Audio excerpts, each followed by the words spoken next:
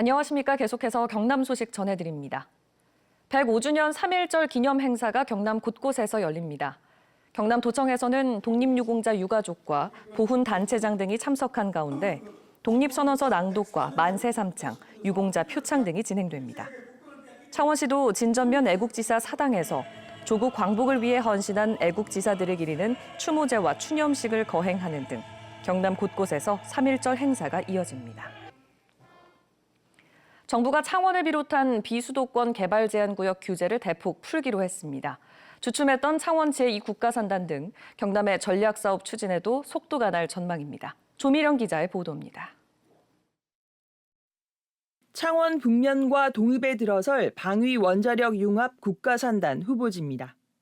가운데 섬처럼 뚫린 곳은 개발 제한 구역 해제가 허용되지 않던 환경평가 1, 2등급 지역.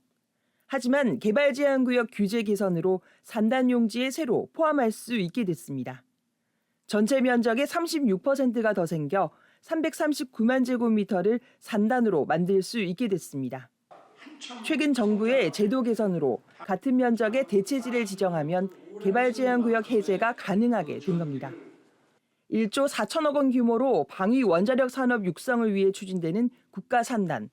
일자리 5만 1천여 명, 생산 유발 15조 2천억 원의 경제 효과가 기대됩니다. 지역 상공계는 환영 입장입니다. 신산업 유치와 기계, 원전, 방산 등 산업도시로서의 확장성에도 제한 요소가 되어 왔습니다. 창원 전체의 3분의 1을 차지하는 그린벨트의 적절한 해제는 이들 제한 요소를 해소하는 데 큰 역할을. 진해신항 배후부지 조성과 동부가 물류 플랫폼 조성, 도시개발 등 창원과 김해, 양산과 함안의 13개 전략 사업이 속도를 내게 됐습니다. 개발 사업이 활발하게 진행될 것으로 보이고 그동안의 국가나 지역에서 전략 사업으로 추진하던 각종 사업들이 이번 제도를 통해서 원만하게 진행될 것으로 보입니다. 경남의 개발 제한 구역 전체 면적은 461km. 이 가운데 환경평가 1, 2등급 지역은 전국 평균 이상인 89.6%입니다. KBS 뉴스 조미령입니다. 거제 장목관광단지의 기업이 토지 조성과 입주 등을 주도하는 기업 혁신파크가 추진된다는 소식 전해드렸는데요. 새로운 청사진이 마련된 건 반길 일이지만 이번 사업이 지역 경제에 미칠 영향은 전보다 크게 줄었습니다. 보도에 송현준 기자입니다. 1997년 시작된 거제 장목관광단지. 옛 대우건설의 부도로 2017년 경남개발공사가 사업을 맡았지만 30년 가까이 달라진 게 없었습니다. 경상남도는 2년 전 새로운 민간 사업자를 구했고 사업이 본 궤도에 오른다고 밝혔습니다. 2년 만에 기업 혁신파크로 바뀐 개발 사업. 관광과 정보통신, 의료가 결합된 민간 개발 사업으로 틀이 바뀌었습니다. 눈에 띄는 점은 개발 면적과 사업비가 늘었는데도 지역 경제 파급 효과는 줄어든 겁니다. 생산 유발 효과는 9조 3천억 원에서 1조 4,100억 원으로 85%나 줄었고 일자리 창출 효과는 4만 5천 명에서 9,500명으로 약 80% 줄었습니다. 매개 변수 변화로 일부 달라질 수도 있지만 사업 완성 때 효과는 크게 낮아진 것. 경상남도는 2년 전 관광단지 파급 효과 분석에서 향후 30년간 운영기간도 포함했기 때문이라고 설명했습니다. 관광단지를 할 때는 30년간 운영기간을 대상으로 분석을 해서 파급 효과가 나왔던 수치고 이번에 공모 제한할 때 나왔던 수치는 조성기간 동안에 파급 효과를 한 겁니다. 하지만 지역경제 파급 효과 분석은 통상 건설기간만을 대상으로 합니다. 건설 기간에 파급되는 효과를 분석하도록 만들어진 모형입니다. 그러다 보니까 사실은 운영 기간에 추가적으로 발생하는 파급 효과에 대해서는 분석하지 않고 있습니다. 결국 새로운 민간 사업자의 구체적인 사업 계획 수립과 투자 유치가 더 중요해진 겁니다. 실질적인 기업들, 투자가 가능한 기업들을 가지고 실제 생산 유발 효과가 얼마인지 또 실제 투자될 재원이 얼마인지 이런 것을 명확하게 해야 될 필요가 있다고. 표류하던 거제 장목관광단지 사업이 기업 혁신파크로 변신하기 위해서는 내년 3월 사업계획 승인 신청이 첫 분수령이 될 전망입니다. KBS 뉴스 송현준입니다. 7조 8천억 원 규모의 한국형 차기 구축함 사업을 앞두고 방위사업청이 군사기밀을 빼돌려 논란을 빚은 HD 현대중공업에 사실상 제재를 하지 않기로 했습니다. 거제 지역 상공계 등은 솜방망이 처분이라며 반발하고 있습니다. 손원혁 기자입니다. 2030년까지 7조 8천억 원이 투입될 한국형 차기 구축함 개발 사업. 개념 설계는 하나오션의 전신인 옛 대우조선해양이, 기본 설계는 HD 현대중공업이 맡았습니다. 이후 밝혀진 HD 현대 직원들의 군사 기밀 탈취. 하지만 최근 방위사업청의 처분은 행정 지도에 그쳤습니다. 당장 올해 하반기 입찰에서 감점 적용을 하지만 참가 자격은 유지시킨 것. 입찰 제한은 과도하다며 나선 울산 상공계와 HD 현대 측에 손을 들어준 셈입니다. 방위사업청은 지금까지 함정 사업에서 기본 설계를 한 업체에 상세 설계와 1호선 건조를 맡겨왔습니다. HD 현대 측이 수주에 유리한 고지를 지켰다는 분석이 나옵니다. 거제 지역에서는 솜방망이 처분이라는 반발이 나옵니다. 거제 상공회의소는 입장문을 내고 방위사업청에 재심의를 촉구했습니다. 기자재부터 해서 또는 인력 이런 부분에 하는 부분에 저희 거제로서는 아주 큰 타격이 올 수도 있는 그런 부분입니다. 지역 정치권도 같은 입장입니다.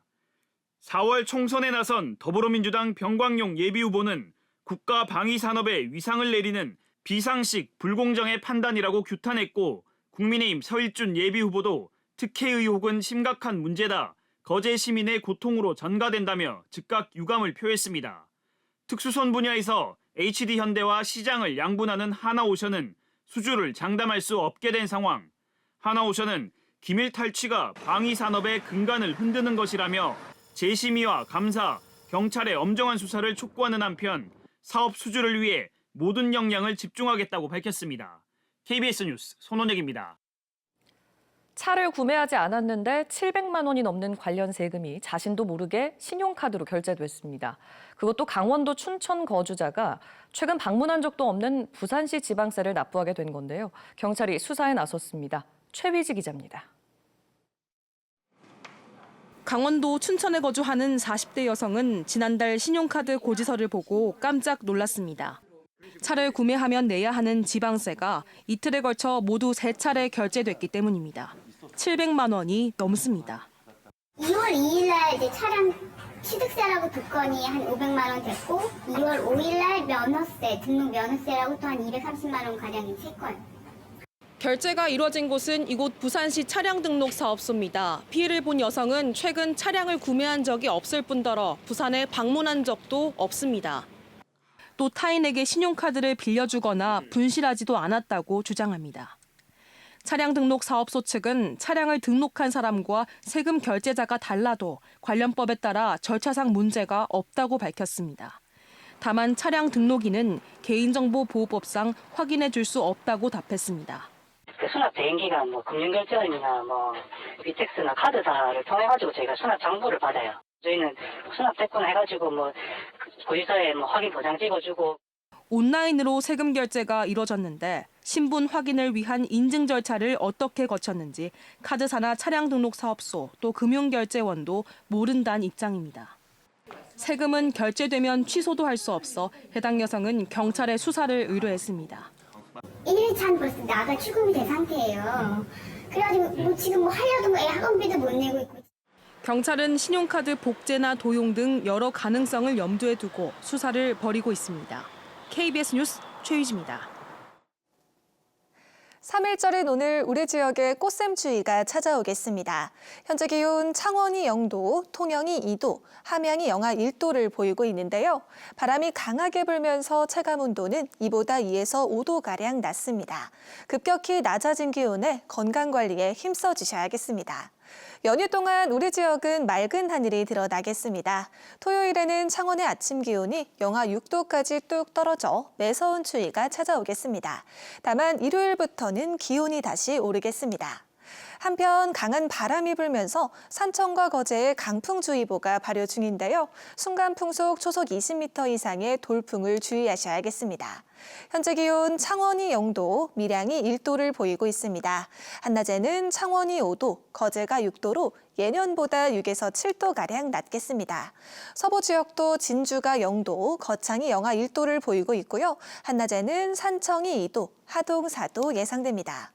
바다의 물결은 대부분 해상에서 최고 3.5m로 매우 높게 일겠습니다. 일요일부터 기온이 올라 포근한 날이 이어지겠고 다음 주 월요일과 화요일에 비 소식이 있겠습니다. 날씨였습니다. 어제 오후 6시 10분쯤 김해시 주촌면의 한 중장비 부품 제조 공장에서 불이 나 2시간 반 만에 꺼졌습니다. 이 불로 공장 지붕과 외벽, 제조기기 등이 타 소방서 추산 2,500만 원의 재산 피해가 났습니다. 경찰과 소방당국은 공장 안 폐기물 창고에서 불이 시작된 것으로 보고 정확한 화재 원인을 조사하고 있습니다.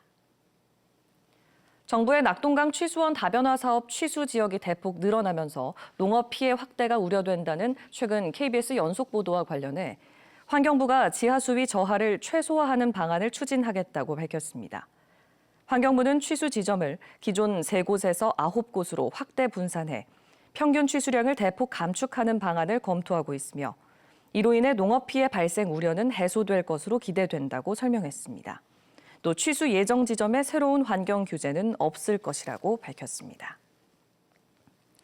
국민권익위원회가 진주와 하동 등 경남 8개 시군이 인증을 받지 않은 부식 억제 장비를 상수도관에 설치해 16억 8천만 원의 예산을 낭비했다고 밝혔습니다. 권익위 조사 결과에 따르면 진주시 4억 7천만 원, 하동군 3억 6천만 원을 비롯해 거창과 합천, 양산 등 경남시군 8곳이 상수도관에 미인증 부식 억제 장비를 설치했습니다. 창원시 간선급행버스 체계 SBRT 공사 현장에서 철근망 누락 등 일부 부실 시공이 확인되자 창원시가 대책을 발표했습니다. 창원시는 시공사 현장 대리인과 이를 감독하는 책임 감리원을 교체하고 문제가 확인된 구간을 재시공하기로 했습니다. 또 자체 품질 관리팀을 운영해 나머지 구간의 부실 시공 여부를 조사하기로 했습니다. 남해군이 면지역 3,100세대에 LPG 저장 탱크와 공급 배관 등을 설치해 가스 공급 체계를 구축합니다.